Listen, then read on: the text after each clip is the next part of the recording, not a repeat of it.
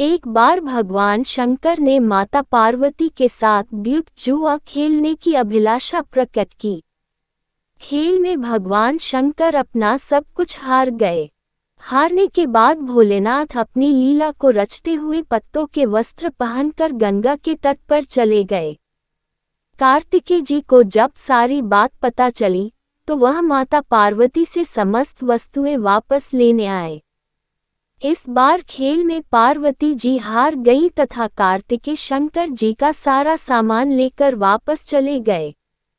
अब इधर पार्वती भी चिंतित हो गई कि सारा सामान भी गया तथा पति भी दूर हो गए। पार्वती जी ने अपनी व्यथा अपने प्रिय पुत्र गणेश को बताई तो मात्र भक्त गणेश जी स्वयं खेल खेलने शंकर भगवान के पास पहुँचे।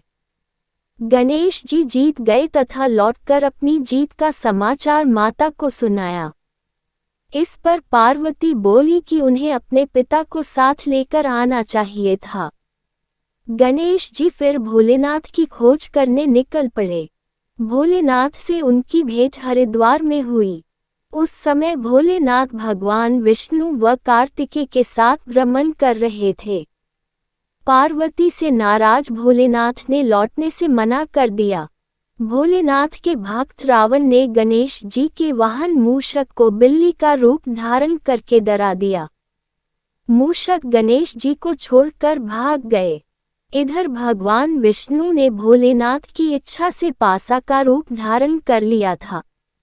गणेश जी ने माता के उदास होने की बात भोलेनाथ को कह सुनाई। इस पर भोलेनाथ बोले कि हमने नया पासा बनवाया है, अगर तुम्हारी माता पुनः खेल खेलने को सहमत हो तो मैं वापस चल सकता हूँ। गणेश जी के आश्वासन पर भोलेनाथ वापस पार्वती के पास पहुँचे तथा खेल खेलने को कहा।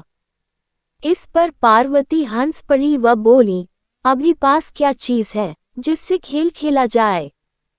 ये सुनकर भोलेनाथ चुप हो गए। इस पर नारद जी ने अपनी वीणा आदि सामग्री उन्हें दी।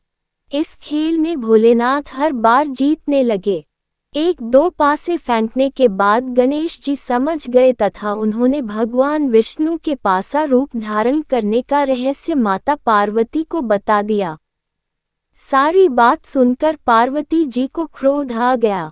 रावण ने माता को समझाने का प्रयास किया, पर उनका क्रोध शांत नहीं हुआ तथा क्रोधवश उन्होंने भोलेनाथ को श्राप दे दिया कि गंगा की धारा का बोझ उनके सिर पर रहेगा। नारद जी को कभी एक स्थान पर न टिकने का अभिशाप मिला। भगवान विष्णु को श्राप दिया कि यही रावण तुम्हारा शत्रु होगा तथा रावण को श्राप दिया कि विष्णु ही तुम्हारा विनाश करेंगे। कार्तिकेय को भी माता पार्वती ने हमेशा बाल रूप में रहने का श्राप दे दिया।